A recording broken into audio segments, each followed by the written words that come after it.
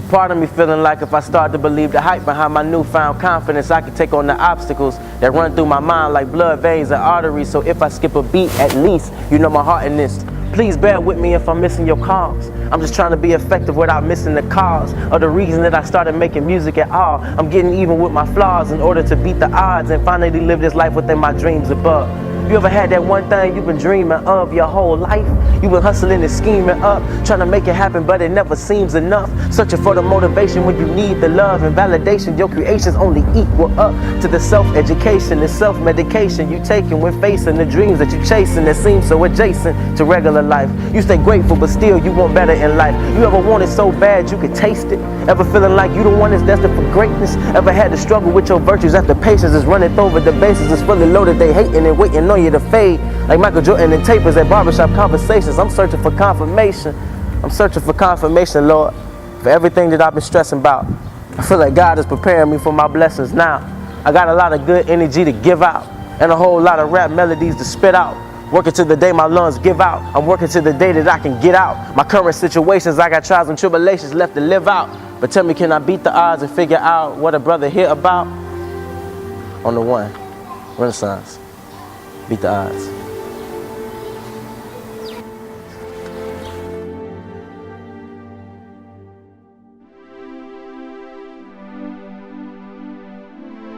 Hey guys, thank you so much for watching Something Interesting with Robert Rucker. I am your host, Robert Rucker, and I'm here with something interesting, Mr. Jarrell Jordan. Say something to the camera, Jarrell. Hey. My name is Jarrell Jordan. I'm a junior political science major, religion minor at Morehouse College from Birmingham, Alabama, and I currently serve as the White House HBCU advisor. So great to be here with you today. Oh, it's truly our pleasure to get a future politician into the mix. So you say you're political science. So, and you're part of White House ambassador. Is that like your goal? You wanna do politics at a presidential level, or what? What's the goal?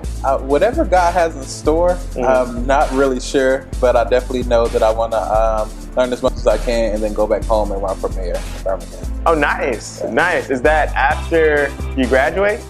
So this is probably down the road. So I'm going to learn, probably go to grad school somewhere in DC and get my doctorate and then come back home to Birmingham. Oh, nice. And then in Birmingham, they have a Morehouse man in office right now too. So my mentor, Randall Whitman, he was just inaugurated Tuesday. I went down there. Oh, really? As the 30th mayor and the youngest mayor of Birmingham. Nice. That was absolutely amazing.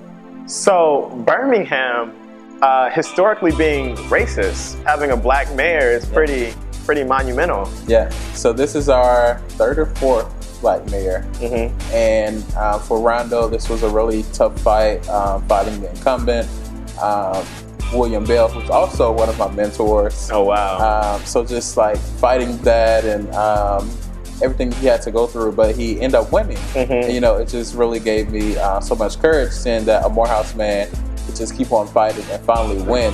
And I was like, yeah, this is really inspiring for me. Did you know that you wanted to be a politician before you came to Morehouse? I didn't know exactly that I wanted to be a politician, but I did know that I wanted to. I did know that I wanted to do something in politics, and I found that out in high school. Oh, really? Okay. And so, with that knowledge, how would you advise a person who wants to go into politics, who's in high school right now? Did you start reaching out to mayors or district attorneys? So I've always been the person to. Some people say you started at the bottom, now we're here. I don't believe in that. I'd rather start at the top and just get what I need at the top. So, like even in high school and middle school, I was always close to my principal and the superintendent. And then one day I was like, I think I want to shadow the mayor for a day. And I set up a meeting with him, gave him a proposal on something I wanted to do, and he let me shadow him for, ended up being 2 years, and then doors opened from that. And I was like, yeah, this is exactly what I want to do.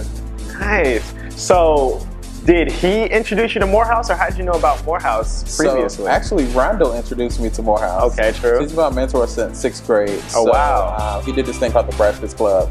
And he always just talked about Morehouse at HBCUs. And that was really my first time hearing about it. And in high school, I applied to about 60 colleges. I think I got into all of them. 60. Yeah, it was crazy. And fly to the Gate Scholarship and end up winning. And I said, I have all this money to go to school. Where am I going to go?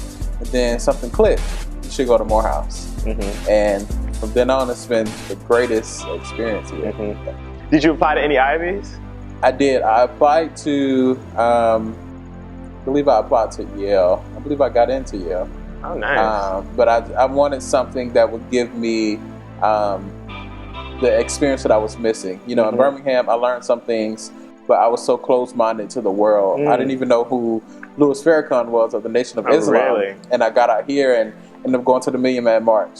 Oh, and wow. just learned so much about blackness and what it means to be black. And, you know, it's been great being here at HBCU.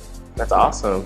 That's awesome. So how was the Million Man March? Like, how was that experience? It was absolutely amazing because we got to the Million Man March and found out that we were supposed to be in the VIP section. Hey! So like, okay, that's cool, that's cool, that's cool. So we go, and there's 3 different VIP sections. You have the like basic VIP, you have the, okay, they're kind of somebody VIP, and then you have like the, okay, this is where Obama might sit if he shows up. Oh, true. And we end up getting to the like Obama section of VIP, and we're sitting like Farrakhan is you, and I'm sitting right in front of him. Oh, wow. Absolutely amazing. Oh, wow. Absolutely amazing. I met like, who did I meet that day? Snoop Dogg. I think we met J. Cole, Run DMC. We met just so many people there. That's cool. That's super cool. So what did you take from that experience? I took from that, you know, you can do anything, and you never know where life will take you or who life will put you in front of. So always be ready to give your pitch. Always be ready to be able to talk to someone, because you never know what might happen. So I want to go deeper into to what you do on campus. So you said that you're a HBC White House ambassador, overseer. Yes. So now, last year I was the HBC ambassador for Morehouse. This year I oversee the ambassadors. So I just assist them with just issues they may have with getting in touch with government officials and just trying to work with their schools. You also have a lot of initiatives that are coming in. Yes. Like, speak about those. What's happening with that? Last year I started the Importance of Education tour in Birmingham. Basically, I traveled to about, let's say 10 schools, about 4 churches, just talking about why education is so important.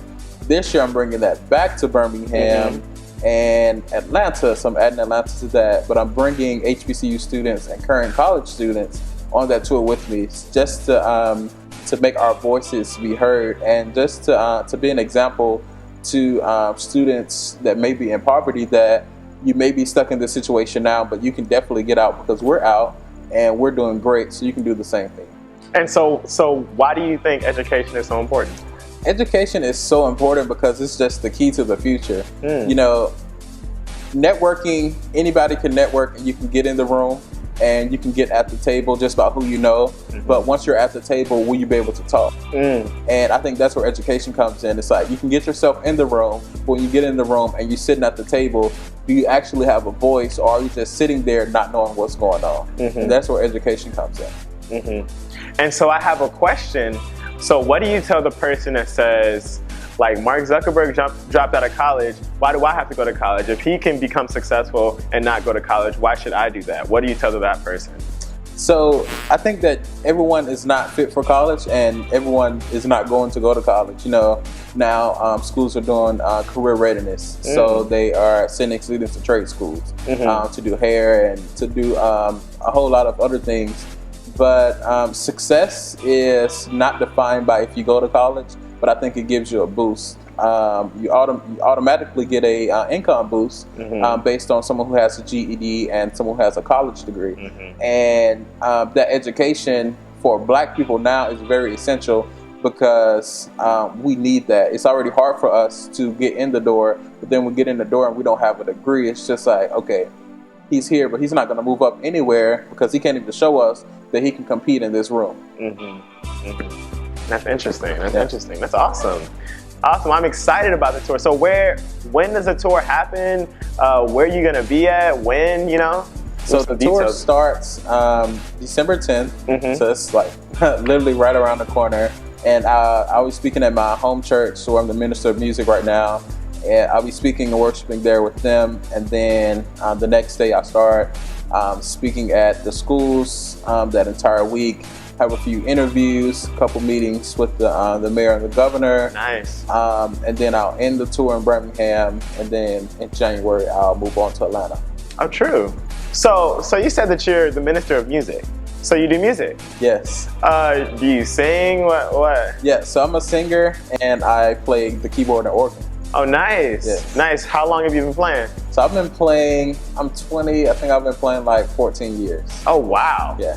14. Golly, you probably know a couple notes then. Yeah. I would tell you to sing, but you know, you want to sing? Not right now. Sing what? I mean, let's try it. Let's try it. Jesus loves me. This I know. Jesus loves me, this I know, for the Bible tells me so. Little ones Who him below? who him below, they are weak, but he is strong. Okay, my boy Jarrell out here blowing. But that's really cool. That's really cool. So out of curiosity, so when you found out, oh shoot, I can sing and I'm a pretty good singer, and I can play the piano. When you were coming to Morehouse, did you find that wasn't like, oh, I don't really want to major in music? Was that something that you had to combat?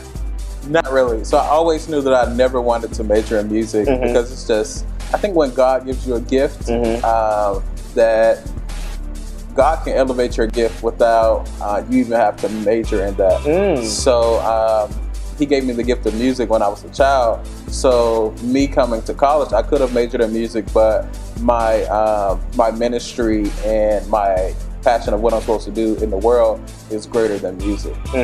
So I know I wanted to major in something that I could have a global impact. So one day you might have a singing president. You know, hey. you never know. So is presidency is that the end goal?